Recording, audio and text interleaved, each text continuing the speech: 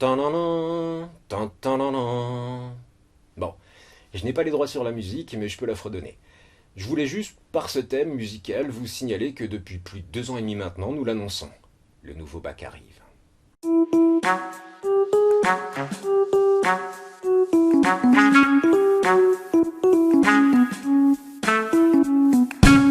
Bonjour à toutes et à tous, bienvenue sur la chaîne YouTube du SNALC. Aujourd'hui, nous parlons de l'organisation des épreuves du baccalauréat 2021.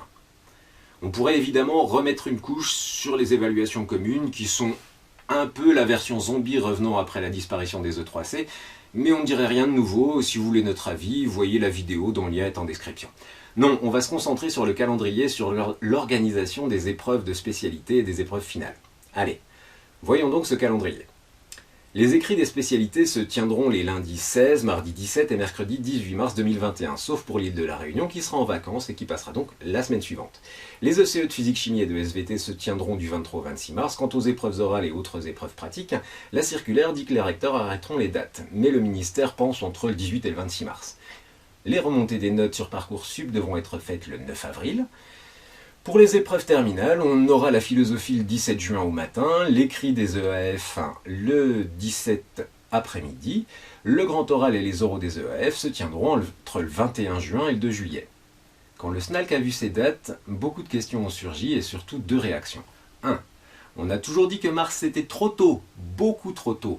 Ça force à définir des parties de programme qui seront à traiter après les écrits, dont on sait très bien ce qu'en garderont les élèves pour qui ça n'aura aucun intérêt pour le grand oral. Pas grand-chose. D'ailleurs, à l'origine, ça devait être en mai, mais il faut que ça rentre dans Parcoursup. 2. Vu le nombre de combinaisons, passer les écrits sur 3 jours est totalement impossible. À moins que... Mais avant même que nous ayons eu le temps de terminer la formulation de notre hypothèse, le ministre nous répondait... Et c'est là que, dans l'épisode suivant, après un léger cliffhanger, le ministère nous a dévoilé son projet quant au déroulement de tout ça. Donc passons au déroulement. Faire tenir les écrits de spé sur 3 jours, facile. Le lundi, toutes les spé les plus choisies avec les arts mais sans LLCER. Le mardi, toutes les spé les plus choisies avec LLCER mais sans les arts. Le mercredi, les spé plus mineurs. Ah, comme dans une bonne série, vous ne l'avez pas vu venir celle-là. Et d'ailleurs, vous ne comprenez pas bien. Allez, on va le refaire. Les élèves passent une spé le lundi, et l'autre soit le mardi, soit le mercredi, si c'est une spé plus rare. Et cela est possible parce qu'il y a un sujet du lundi et un sujet du mardi dans une spé. Brillant, non? Pour le SNALC, c'est surtout un moyen de ramasser les épreuves dans le temps pour ne pas perdre trop de jours de cours. Et cela va donner des plaintes. Bah oui, ma fille a passé les maths du lundi et c'était plus dur que celle du mardi que son copain a passé et qu'elle aurait mieux réussi. Blablabla. Ça sent le scénario mal ficelé et l'auteur qui essaie de se raccrocher aux branches, mais ça ne tient pas la route. Bon. Avec ses spécialités en mars, il a bien fallu réfléchir aux surveillances et aux corrections, à l'organisation pour les oraux et pour les ECE. Eh ben en fait non, on sent que ça navigue à vue. Que sait-on avec pas mal de certitudes? 1. Les terminales n'auront pas cours le jour des épreuves. Youhou. 2. La semaine des épreuves, les cours de spécialité n'auront pas lieu. Yaha. Enfin, la seule vraie bonne nouvelle, les copies sont des copies d'examen et seront donc rémunérées comme telles. Yes. Pour le reste, on est en plein blizzard et on a l'impression que quelque chose de très désagréable se prépare. En effet, le ministère considère que le temps entre les épreuves et la remontée des notes est supérieur à celui que nous avions jusque-là en juin. Bien sûr, rien n'est décidé, mais on voit bien où ils veulent en venir. Dans la réunion, on a même entendu que quand on faisait un bac blanc, il n'y avait pas de banalisation pour la correction. Un bac blanc. On en vient à comparer les interros préparés en interne pour entraîner les élèves et qui donnent une note dans le trimestre, ce qui est pas mal vu notre timing, avec des épreuves d'un examen national à côté desquelles il nous faudra faire court. On va traduire clairement, le ministère n'entend pas banaliser de temps pour la correction et souhaite perturber le moins possible le fonctionnement des EPLE.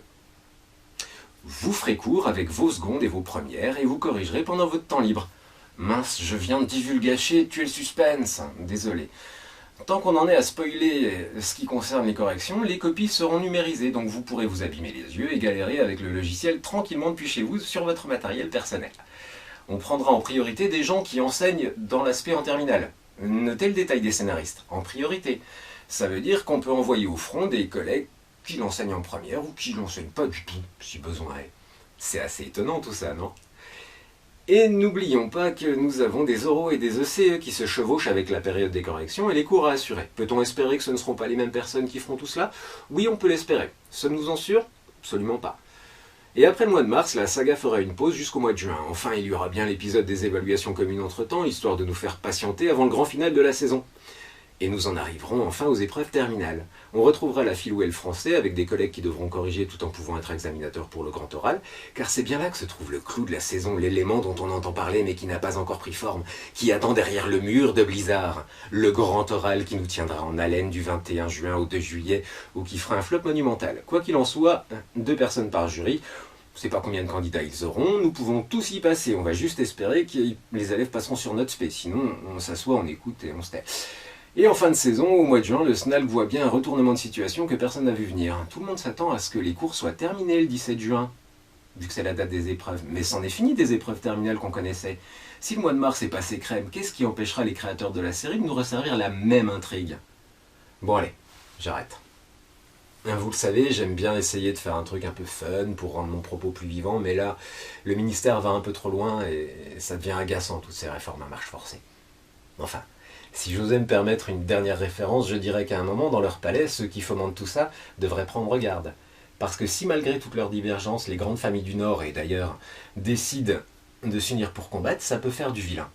Le SNALC n'aime pas user trop souvent du droit de grève, mais si on en reste au scénario qui nous a été présenté aujourd'hui, on va peut-être y réfléchir. Allez, à la prochaine. Et n'oubliez pas, si cette vidéo vous a intéressé ou si vous avez envie de réagir, mettez-nous des pouces bleus ou des commentaires. Et si ce n'est pas encore fait, n'hésitez pas à vous abonner. Vous serez prévenu lorsqu'une nouvelle vidéo sortira.